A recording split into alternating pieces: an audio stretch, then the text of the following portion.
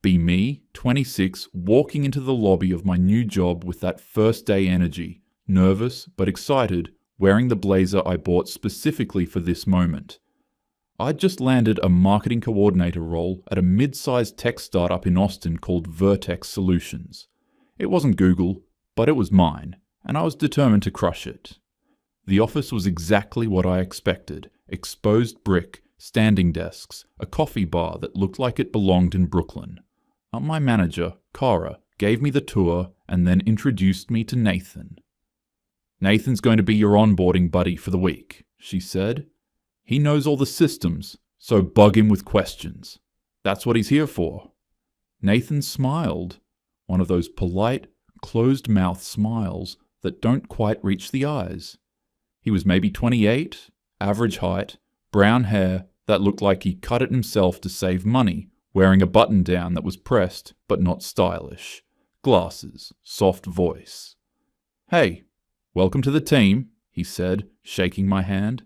His grip was firm but brief, like he didn't want to take up too much of my space. "Thanks, I'm excited to be here." He walked me through Slack channels, project management boards, expense reports, where the good snacks were hidden. He was patient when I asked the same question twice about our database login.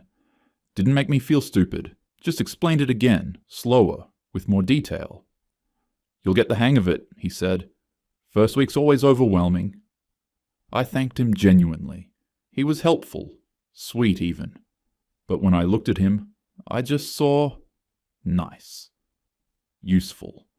The kind of person you're grateful exists but don't really think about when they're not in front of you. Later that week, I was fighting with the printer in the copy room, because of course the printer was broken on day 3 when Tyler from sales walked by. Tyler was different. Tall, confident in that easy way some guys have, like the world was built for them and they know it. He had the startup bro aesthetic down, fitted Henley, expensive sneakers, hair that looked effortlessly messy but definitely wasn't. "Printer giving you trouble?" he asked, leaning against the door frame. "It hates me specifically," I said, laughing. He stepped in, pressed a few buttons, and somehow made it work. "Printers can smell fear. You've got to dominate them." I laughed harder than the joke deserved, fixed my hair without thinking about it. "Let me know if you need help with anything else," he said, flashing a grin before walking away. My heart did a stupid little flutter. Nathan had shown me how to use that exact printer on day 2. I'd already forgotten. At the Friday team lunch, some taco place down the street, Nathan sat next to me at the long table. He asked how my first week went, if I was settling in, okay, if I'd found an apartment yet. I gave him surface answers, the kind you give when you're being polite, but not really present. Meanwhile, I was keeping one eye on the cool table across from us. Tyler, a few designers, the product lead who everyone said was brilliant. They were laughing about something, and I wanted to be part of that orbit. Nathan said something about a hiking trail he thought I'd like, mentioned he went there on weekends. I nodded along, already forgetting the name of it. "Totally. I've been meaning to get outside more," I said, checking my phone. He smiled that same closed-mouth smile. He was just there. And I was okay with that. 3 months in, I was starting to find my rhythm at Vertex. I knew which meetings mattered and which ones I could tune out. I knew Cara liked updates and bullet points, not paragraphs. I knew the good coffee was in the 3rd floor kitchen, not the main one. And I knew Nathan was the person I texted when I needed something. I had a client presentation scheduled for 10 a.m. on a Tuesday, and at 9:40, my laptop decided to have an existential crisis. The PowerPoint file corrupted. Just gone. I slacked Nathan in full panic mode. "Help! Presentation file corrupted. Meeting in 20 minutes. I'm dying." 90 seconds later, my phone rang. "Okay, walk me through what happened," Nathan said, calm and steady like he was talking someone off a ledge. He guided me through recovering the file from a backup folder I didn't even know existed, then helped me rebuild the slides that were still missing. I made the meeting with 2 minutes to spare. Afterward, I texted him, "You're a lifesaver. I owe you." He replied, "Anytime. Glad it worked out." A month later, I was moving apartments. Saturday morning, 9 a.m. Nathan showed up in a beat-up Ford pickup with moving blankets, bungee cords, hand trucks. Stuff I didn't even think about. It was just him and one other guy from accounting. We hauled furniture for 4 hours in the middle of July. Texas heat, no shade. Nathan's shirt had a full back sweat stain, but he didn't complain once. I'd promised pizza and beer. I got the pizza, but completely forgot the beer. I opened my fridge at the new place, and it was empty except for LaCroix. Oh my god, I'm the worst. I forgot beer. I have sparkling water? Nathan wiped his forehead with his sleeve. No worries. Water's good. We sat on my floor, eating pizza out of the box. I thanked him profusely. I never made it up to him.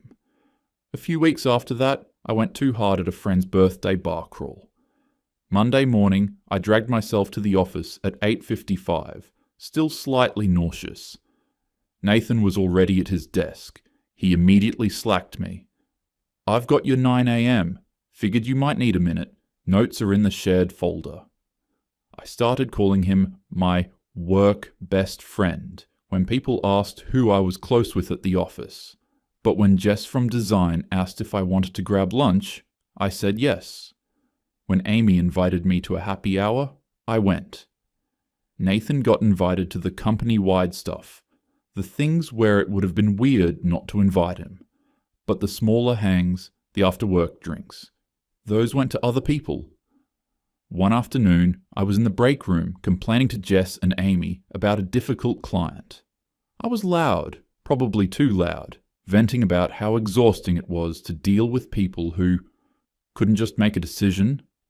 I didn't see Nathan walk in, didn't see him pause by the coffee machine, close enough to hear. But Amy did. She shot me a look, nodded slightly in his direction. I glanced over.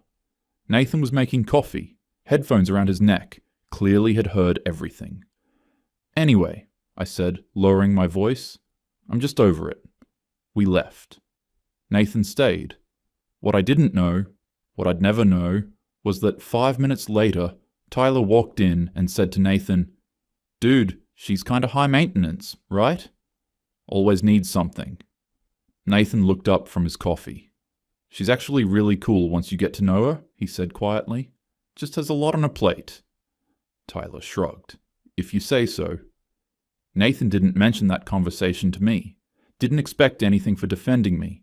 That's just who he was. One afternoon, I was stressing about a campaign deadline. Jess said, "Why don't you just ask Nathan for help? He's good at this stuff." I paused, like I'd forgotten he existed. "Oh yeah, good call." I texted him. He responded in 4 minutes. I started noticing little things I didn't know about him, like when someone mentioned Nathan was vegetarian and I was surprised. We'd gone to lunch together at least 10 times. Or when Tyler mentioned Nathan was really into film photography, I had no idea. Meanwhile, Nathan knew I was lactose intolerant, knew I was trying to learn Spanish, knew my mom called me every Sunday and it annoyed me. He paid attention. I didn't. One night, I posted an Instagram story from a group dinner. Me, Jess, Amy, Tyler, a few others. Trendy ramen place, sake bombs, everyone laughing. Nathan wasn't invited. It was a Thursday afternoon in October, one of those slow days where everyone's pretending to work, but mostly just scrolling. I went to the break room to make my third coffee of the day. Nathan was already there, standing by the counter, staring at a packet of sugar like it held the secrets of the universe. "Hey," I said, grabbing a mug. He looked up, startled. "Oh, hey." There was a weird energy around him. Nervous, maybe? He kept fidgeting with the sugar packet. I filled my mug, waited for the Keurig to do its thing. The silence stretched. "Random question," Nathan finally said, not looking at me. "Do you know Sarah from accounting?" I perked up. Nathan never talked about his personal life. "Sarah Chen? Yeah, she's cool. Why?" He cleared his throat. "I think I've talked to her a few times in the lunch area, and she seems really nice. Smart, funny. I was thinking about maybe asking if she wanted to grab coffee sometime. Oh my God. Nathan had a crush. That's so sweet. You should totally go for it. He finally looked at me, something vulnerable in his expression, like he was handing me something fragile. You think? I don't know. I haven't done this in a while. I don't want to make it weird at work if she's not interested. Nathan, you're a catch, seriously, and Sarah's nice. I don't think she'd make it weird even if she wasn't into it. But honestly, I think you should just ask her. He exhaled, some tension leaving his shoulders. Okay, thanks. I needed to say it out loud to someone, I guess. I'm glad you told me. Just, don't mention it to anyone, okay? I don't want it to be a whole thing. Of course, I said. That evening, I was at a wine bar with Jess and Amy. Second bottle of rosé, loose and giggly, talking about work gossip. I don't even remember how it came up. Oh my God, and apparently Nathan has a crush on Sarah from accounting. Amy nearly spit out her wine. Wait, Nathan? Yes, I was laughing now. He asked me today if I knew her. He was so nervous about it. Kinda cute, honestly. Jess raised an eyebrow. Nathan and Sarah. I guess. What would they even talk about? Amy said, grinning. Spreadsheets and, I don't know, taxes? We all laughed. Amy pulled out her phone. I'm texting Sarah right now. She needs to know. Wait, don't... I started, but I was still laughing and Amy was already typing. A tiny voice in my head said I should feel bad about this. But the wine was warm in my chest and my friends were funny and it was just gossip, right? By Monday, it had spread. Tuesday afternoon, I was walking past the break room and heard Sarah's voice. So I heard you were going to ask me to the company picnic? I stopped. Peeked around the corner. Nathan was standing by the microwave, frozen. Sarah was leaning against the counter, not unkind, but not exactly warm either. There were 3 other people in the room. Witnesses. Nathan's face was red. I don't know where you heard that. Someone mentioned it, Sarah said. I'm flattered, but I'm actually seeing someone. Oh, okay. That's cool. No worries. He grabbed his Tupperware and left. Didn't make eye contact with anyone. Later that week, I saw him in the hallway. Hey, I said, stepping into his path. He stopped, looked up. His expression was carefully neutral. I heard about the Sarah thing. I'm sorry that got weird. He nodded slowly. Yeah, it did. I asked you not to mention it, he said quietly. That was the last thing I said. The words hit me. Had he? I tried to remember. I'm really sorry. I wasn't trying to... It's fine, he cut me off. It's done. He walked past me. Nathan went back to helping me with stuff the next week. Covered a meeting when I was running late, sent me a file I'd asked for.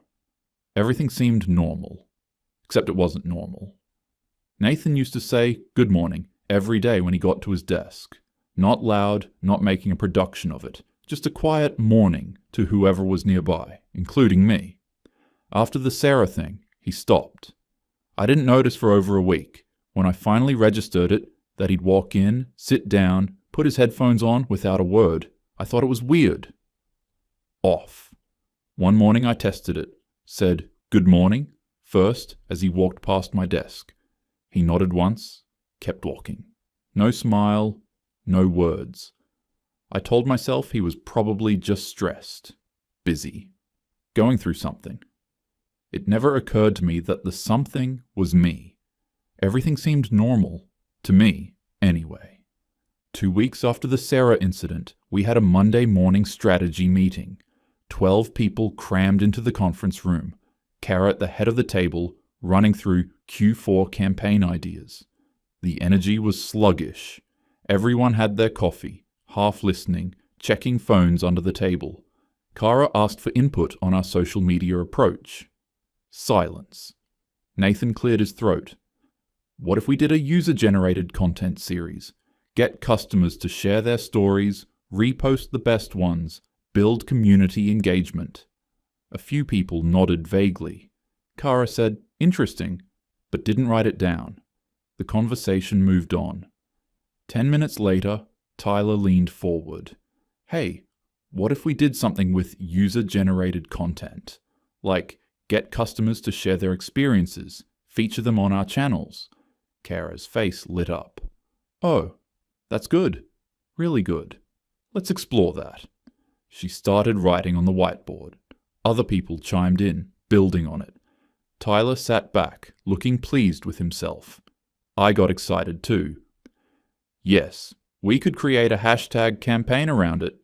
Maybe incentivize submissions with a monthly feature. "Love that," Kara said, pointing at me. "Tyler, can you work with her on a proposal?" "Absolutely," Tyler said. Nathan sat at the far end of the table. Didn't say anything.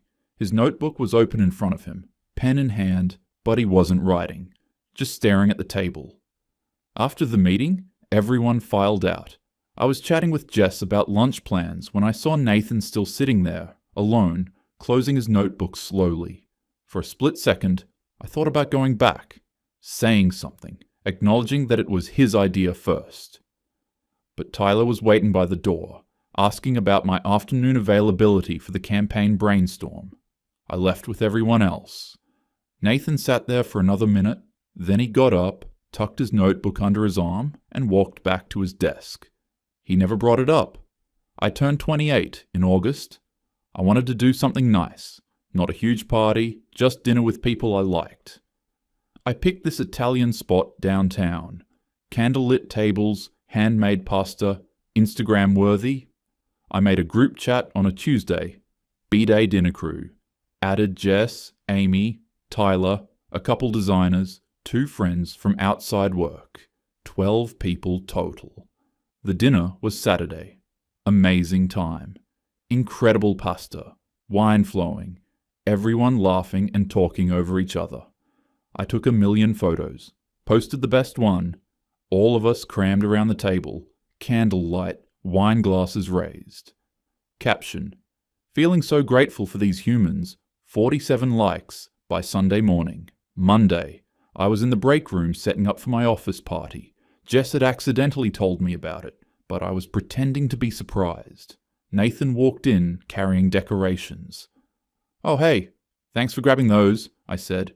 He started hanging streamers without a word. We worked in silence, tape ripping off the roll. 'How was your dinner Saturday?' he asked, his back to me. 'Oh my god, so fun. The cacio e pepe was insane.' 'Sounds great.'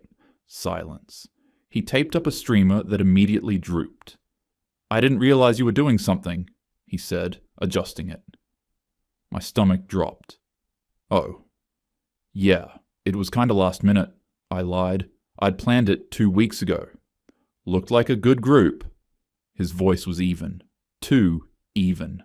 I scrambled. It was super loud and crowded. Honestly, I didn't think you'd be into that kind of place. He stopped, turned to look at me. 'You didn't think to ask?' The question hung there. The truth was, I hadn't thought about him at all. 'I mean, you're always welcome to stuff. You know that. Right?' He finished the last streamer. 'I'm gonna grab the cake from my car.' He left. I stood there feeling like an asshole for maybe 10 seconds. Then Jess walked in with balloons, and I got distracted.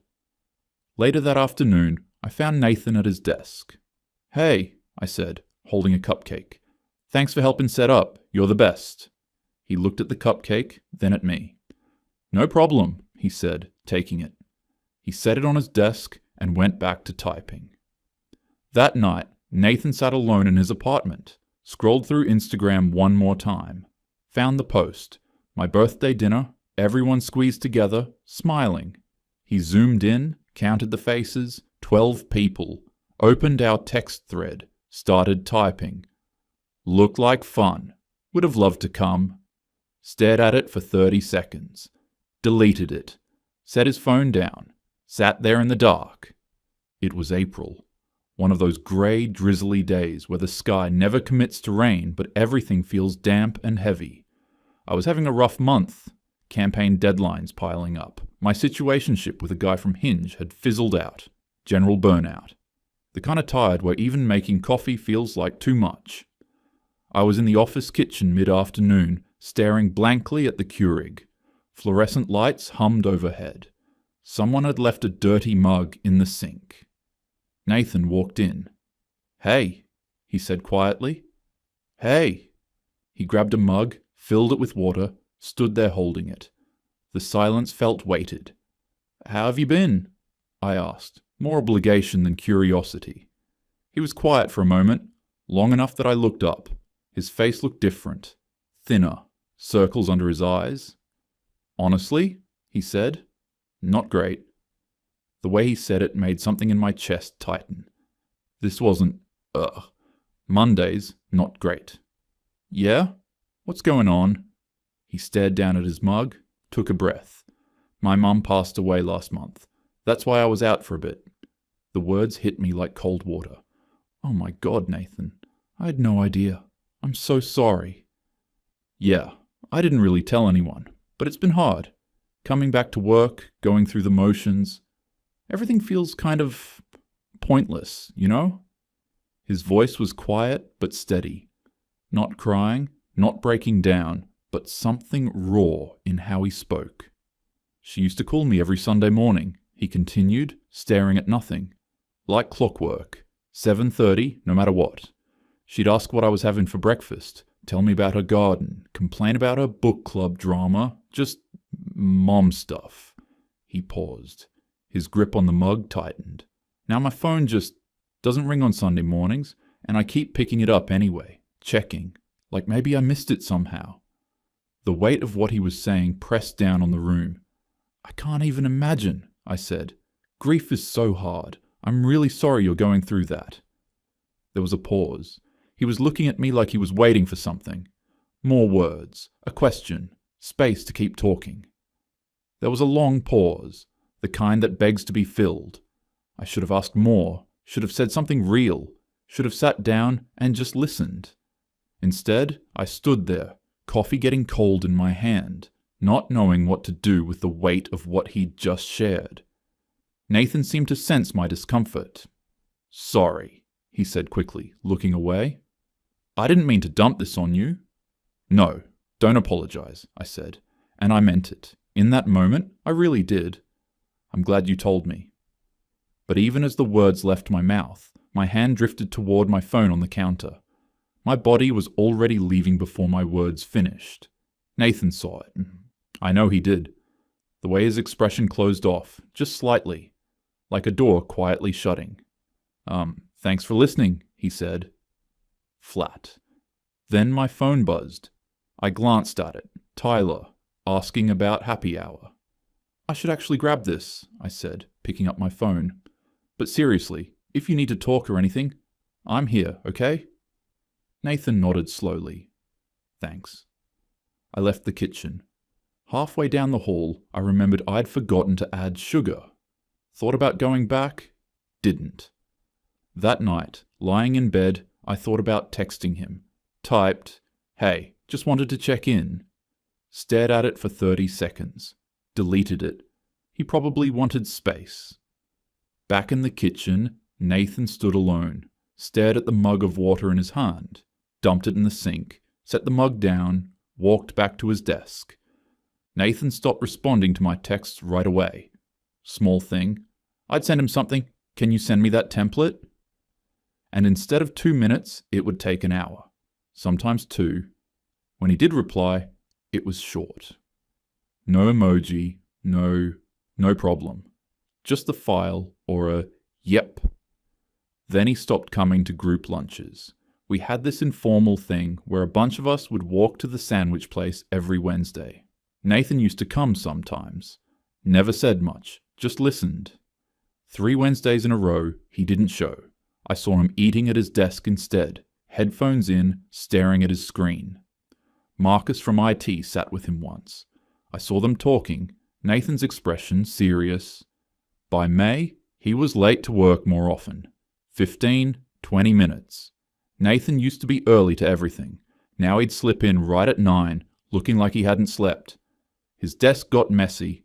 Coffee mugs he forgot to bring to the kitchen, papers scattered, a hoodie draped over his chair for 3 days. One afternoon, Marcus stopped by my desk. "Hey, have you noticed Nathan's been off lately?" I thought about it. "I mean, yeah, he's been kind of quiet. Why?" Marcus hesitated. "I don't know. He just seems really down. You guys are close. Have you checked on him?" The word close made me pause. "I'll text him," I said. That night. "Hey, you good?" 2 hours later. "Yeah, all good." Relief washed over me. "See? He's fine." I didn't follow up. The next week, a bunch of us sat in the break area. I was venting about Hinge again. I swear, why are men so low effort? This guy's opening line was, "Hey." That's it. Just hey. Like, put in some energy. Jess laughed. "You're too picky." "I have standards. Sue me." Amy grinned, glanced down the table. "What about Nathan? He's single, right?" The table went quiet for a fraction of a second. I laughed. "Automatic? Not mean, just, reflexive. Nathan's great, but he's not really my type, you know?" Casual. Same tone I'd use to say, "I don't like olives." Nathan was at the far end of the table, headphones on. He got up, threw his container in the trash, walked out. Jess shot me a look. I shrugged. Later that afternoon, I was walking back from the bathroom when I saw Nathan coming down the hallway toward me. Our eyes met. I smiled. Automatic, the same smile I'd give anyone. He looked right at me. No expression, no acknowledgement, just looked straight through me like I was glass. Kept walking. I stopped, turned to watch him go. He didn't look back. A cold feeling settled in my stomach. Did he hear what I said at lunch? No, he couldn't have. His headphones were on, right? I pushed the thought away. He was probably just having a bad day. I went back to my desk and didn't think about it again. By the second week of June, Nathan stopped coming to work. Monday, no Nathan. Tuesday, no Nathan. Wednesday, someone asked where Nathan was. Kara said he was taking some personal time. I thought about texting him, opened our thread, stared at it, told myself he'd reach out if he needed something. I was busy anyway. Campaign launch, drowning in deck revisions and client calls. Thursday, Marcus tried calling Nathan. Voicemail. Friday, I was packing up at 5:30 when I saw Marcus in the hallway. His face was wrong, pale, eyes red like he'd been crying or trying not to. "Marcus." He shook his head, kept walking toward the conference room. My stomach dropped. Something was very wrong. I followed him, confused, heart suddenly pounding. "What's going on?" He stopped at the conference room door, turned around. His jaw was tight, like he was holding something back that was about to break him. "Marcus, you're scaring me. What happened?" He looked at me for a long moment, his eyes filled with tears. "We need to talk." Marcus closed the conference room door behind us. I stood there, arms crossed, trying to steady my breathing. "What's going on?" He pressed his palms against his eyes, took a shaky breath. "Nathan's dead." The words didn't land. They hovered in the air, not making sense. "What?" "He killed himself. Last night?" The room tilted. I grabbed the back of a chair. My legs felt like they were going to give out. "What do you mean?" I asked, even though I knew exactly what he meant. My brain just couldn't process it. "His roommate found him this morning." Marcus's voice cracked. There was a note. My hand started shaking. "A note?" "Yeah." He wiped his face roughly. He talked about feeling invisible, like he didn't matter to anyone. He mentioned work specifically. The air left my lungs. "Did he—" I couldn't finish the question. "Your name wasn't in it," Marcus said, and for a split second I felt relief so intense it made me nauseous. Then he added, "But he talked about you. To me. A lot. I think he really cared about you." The relief curdled into something worse. Something that felt like my chest was caving in. "I don't understand," I whispered. "He seemed fine. I mean quiet, but—" Marcus looked at me like I was a stranger. He wasn't fine. He hasn't been fine for months. His voice was raw. Did you ever actually ask him? I texted him last week. He said he was good. And you believe that? Marcus shook his head. Disappointment etched across his face. You've known him for 3 years. Did you really think he was good? I had no answer. He told me about the move, Marcus said, voice low and steady now. 4 hours in July heat. You forgot the beer. He said. At least she said, thank you. Like that was enough. Like that made him matter. Each word was a punch. I didn't know he was struggling this badly, I said, and even as the words left my mouth, they sounded hollow. Because you never asked, Marcus's voice broke. You called him your best friend at work, but you didn't even notice when he stopped showing up. That's not what's not fair, Marcus cut me off, is that he spent 3 years being there for you, and you couldn't be bothered to be there for him. Not once. Not one fucking time when it actually mattered. I was crying now, tears streaming down my face. I didn't mean to. I know you didn't mean to, Marcus said, softer now, but somehow it hurt more. That's the whole problem. You didn't mean to. You're not a bad person. You're just selfish. And he knew that. And he still helped you anyway, because he thought maybe if he was useful enough, if he was there enough, you'd actually see him. He walked to the door, stopped with his hand on the handle. He defended you, you know? When people said you were high maintenance. When Tyler called you exhausting. Nathan always said you were just going through a lot, that you were a good person deep down. Marcus's voice cracked again. He saw the best in you, and you never even looked at him. He left. I stood in the conference room, unable to breathe, unable to think. Eventually I got to my car somehow, sat in the driver's seat, stared at the steering wheel. My phone was in my hand. I opened my texts with Nathan. 3 years of messages scrolled up. Can you send me that file?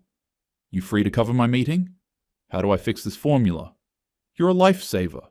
Every message, every single one. Me asking for something. His responses were always fast, always helpful, always warm. The last text. Me. Hey, you good? Nathan. Yeah, all good. I stared at those 2 words until they blurred. Drove home, don't remember the drive. In my apartment, I sat on the couch in the dark. Opened Instagram, searched his name, his profile still up. Last post from 4 months ago, him at a park, forcing a smile. Caption. Sometimes the people who seem the happiest are fighting battles you know nothing about. 6 likes. I wasn't one of them. I closed Instagram, opened my email, searched Nathan in my inbox. Pages of results. Dozens of emails. I scrolled through them. Every single one was him sending me files, covering for me, answering questions. Then I saw it. A draft. From 7 months ago. I clicked it. From Nathan. 2. Me subject. Lunch? Hey, I found this great taco truck near the office. Want to check it out tomorrow? My treat. I stared at the date. March 14th. 7 months ago. I'd opened it. Started to reply. The draft response was still there. Sounds good. Let me check my... That's where it ended. I never finished the sentence. Never hit send. Just closed the email and forgot about it. He'd asked me to lunch. Offered to pay, and I couldn't even spare 30 seconds to respond.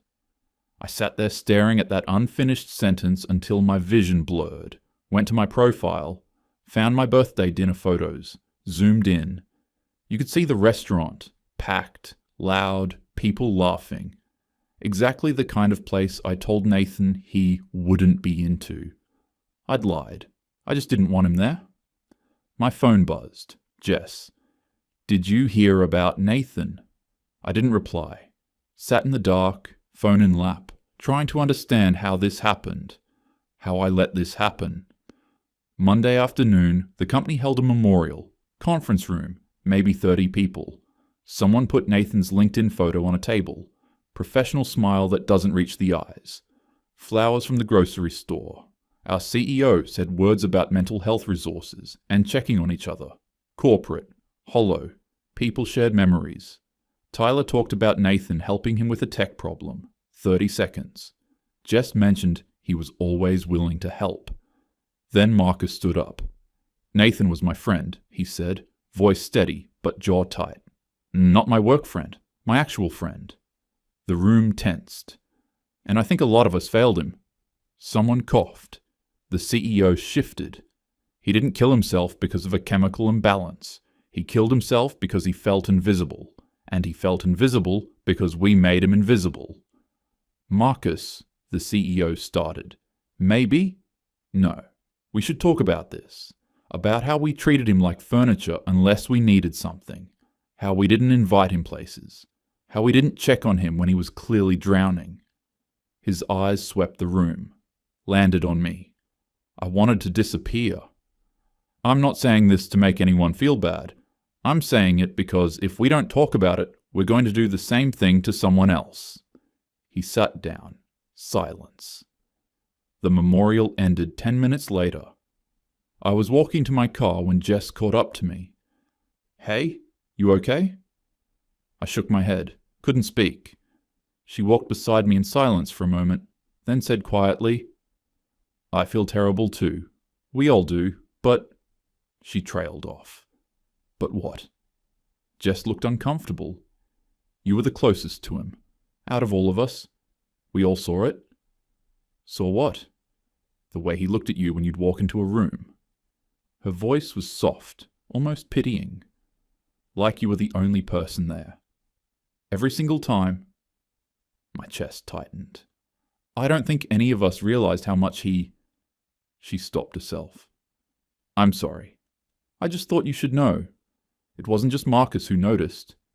She squeezed my arm and walked away. I stood there in the parking lot, keys in hand, unable to move. Everyone saw it. Everyone except me. In the parking lot after work, Marcus found me. We need to talk. I stopped. Marcus, You called him your best friend, but you didn't even know his mom died until he told you in passing. You didn't notice when he stopped coming to lunch. You didn't check on him when he vanished for a week. I didn't know, because you never asked. His voice cracked. He spent 3 years showing up for you. You couldn't show up for him once. I texted him. One text, after I told you to, and when he said he was fine, you took it at face value because it was easier than actually caring. Tears streamed down my face. He told me about your birthday, Marcus continued, voice shaking. He saw the photos, saw all 12 of you having the time of your lives. He told me, I guess I'm not really a friend. I'm just there when she needs something. And you know what I said? I said, maybe you should stop helping her then. And he said, but what if she actually needs me? I couldn't breathe. He cared about you so much that he'd rather be used than risk you being stuck without help. And you... Marcus's voice broke. You didn't even invite him to your fucking birthday dinner. I'm sorry. You're not sorry, Marcus said, and the coldness in his voice cut deeper than anger. You're guilty. There's a difference. Sorry is what you feel when you hurt someone and want to make it right. Guilty is what you feel when it's too late and you just want to stop feeling bad. He walked away. I stood there, sobbing, unable to move. That night, I went through everything. Every text, 107 messages from me, 104 asking for something. The email where he sent me a hiking trail link 2 years ago. Subject: You mentioned wanting to get outside more. I never responded. The group chat for my birthday. Jess asking if we should invite Nathan. Me. I don't think it's really his scene. A lie. My Instagram.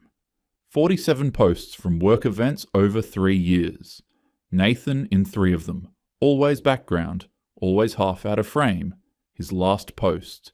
The quote about fighting battles. I'd scrolled past it. I thought about my ex from college. The boring one I dumped. My brother, who stopped talking to me. Every guy I dismissed for not being exciting enough. Nathan wasn't an exception. He was the pattern. And I created it. I didn't go to the funeral at first. Didn't think I had the right. Marcus texted, You should come. 2-hour drive to his hometown, small church, maybe 40 people. Nathan's dad in the front row, older, tired, flannel shirt wrinkled.